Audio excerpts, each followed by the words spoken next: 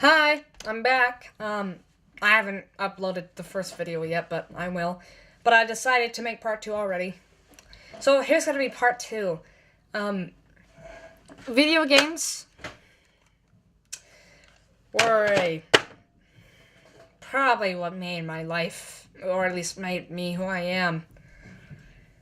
And video games, to me, have, I don't know, such an important role in my life that it's not even really funny. I played video games since I was like 3, 2 on the Game Boy Advance. And still to this day, I still play them, and I actually play more video games now than I did as like toddler. Oh, if any of you wondering, how old I am, I'm 12. I don't know, just throwing it out there. So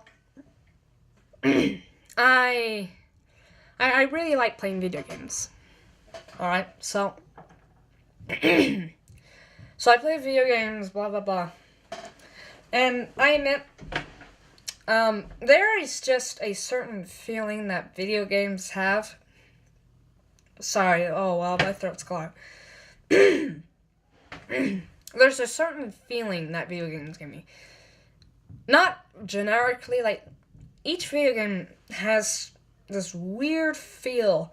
It's impossible to really put it in words, but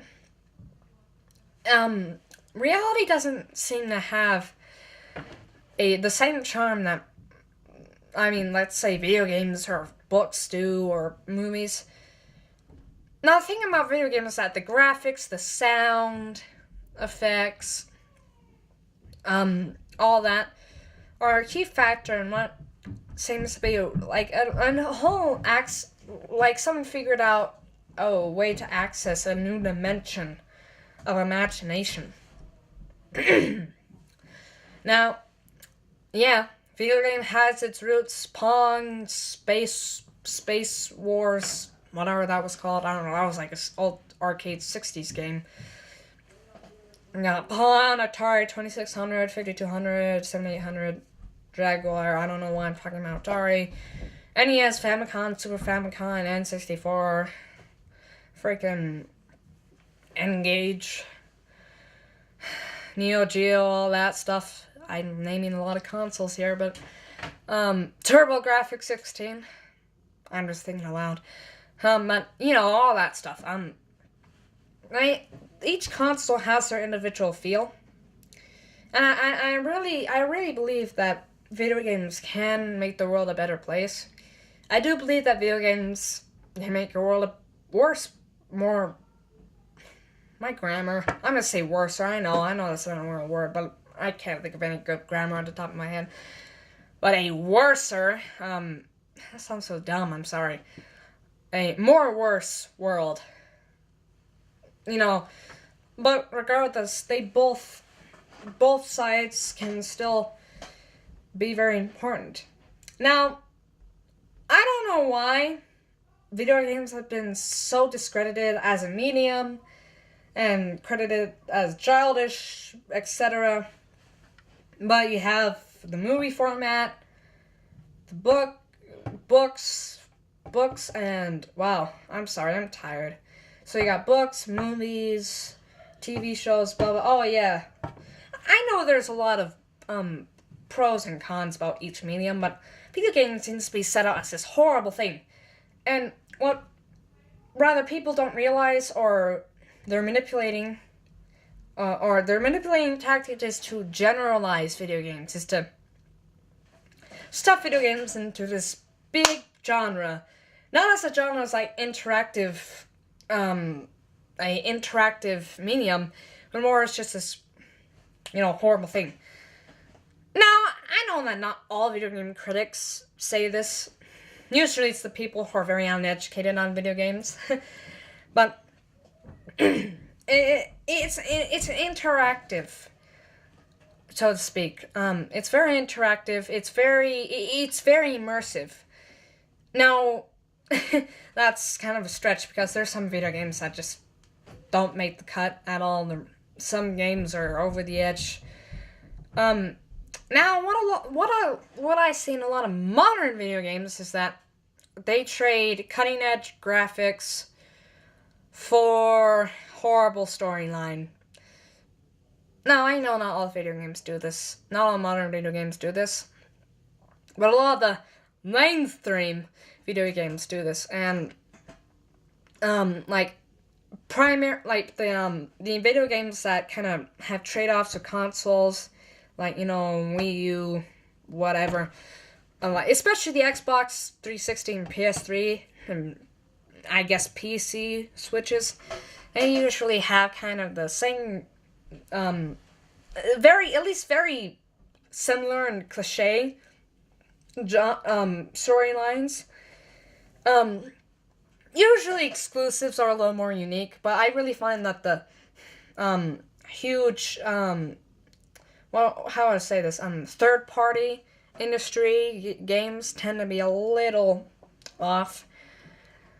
I do admit, usually exclusives are better, but because you have more time to work with, because you have just one format, so you don't have to spend more money and time working on differentiating controls and for each different format. So I mean, exclusives usually can be a little better.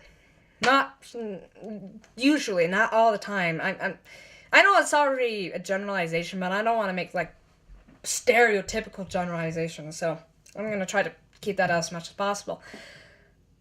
But you know what I mean. Modern video games really have a little touch that they don't had before. Now, I'm only 12.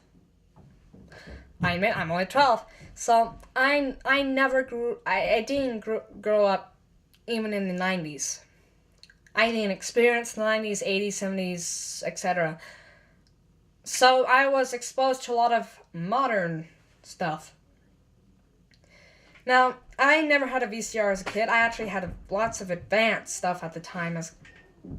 When I mean kid, I mean toddler to young child era. Nowadays, I have a lot of old crap. But I still love considerably modern gaming machines like the GameCube. Game Boy Advance is, I guess I could consider vintage because it has low-res graphics. But that's another thing I want to get into is graphics.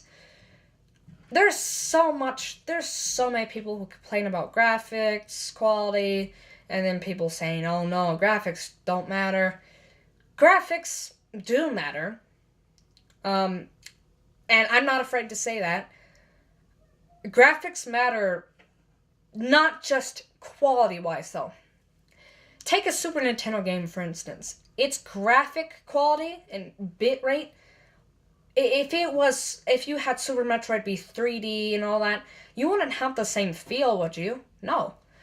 Not at all. So that's why graphics are important, because even at limited ranges can make a masterpiece what it is, due to its sound quality and graphics quality. Man, I'm sick.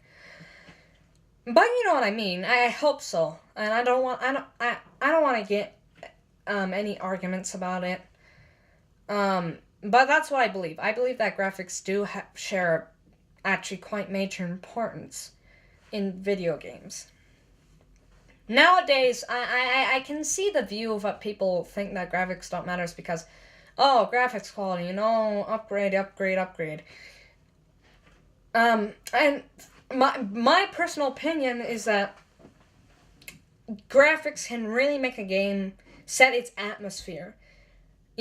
Just like the example before on Super Metroid, if it was had 3D graphic versus 2D graphic, then it would not even feel like the same game. The controls had to be totally different. I mean, it wouldn't even probably be on Super Nintendo. It might be on a Nintendo. Okay, I'm going off track, but you know what I mean. Hopefully. Oh man, I'm sorry. I'm a little sick, but all right. So, probably one last thing I want to get on is, I do admit, people are really more focusing on the hardware aspects of things versus software. And that's what makes me kind of sad, is that even back in the GameCube era, around that time, like the sixth generation of gaming, it wasn't that commonplace to have people talk about memory, like gigabytes, at least in terms of home consoles. PC probably had that going on, but home consoles weren't really hardware. They weren't really hardware focused around. I'm tired. I'm sorry. Wow. I gotta stop mentioning that. I'm sorry. I'm sorry if I'm a little disoriented. But, so, even in my time, no one really cared about the technological advances or the aspects. As long as the game was good and enjoyable and had a good atmosphere and had decent controls, those are the things that really what make a game important and what makes a game fun. Graphics, in that sense, don't matter, because I'm not gonna try. Don't think that I'm trying to go against my own words, what I said previously, but in a sense like that, graphics don't really matter, because now graphics matter in setting that specific atmosphere, but as long as the game is enjoyable to at least one individual who finds it very enjoyable, play it, then, they like it. And there's no need to go into, oh, this is better. And a lot of things that, especially when you go against consoles, especially when you use a exclusive to compare, it's not going to work, because they just both give out different atmospheres. And this is why this is kind of the ignorance of, well, a lot of the gaming community, is that now this doesn't go for everyone, but it goes for some people. They think that, well, I'm gonna go more towards advertising. Like, if you ever seen like like, you ever seen like one of those old Genesis commercials, like, Genesis does what Nintendo don't, blast processing and all that crap. You can't really market like that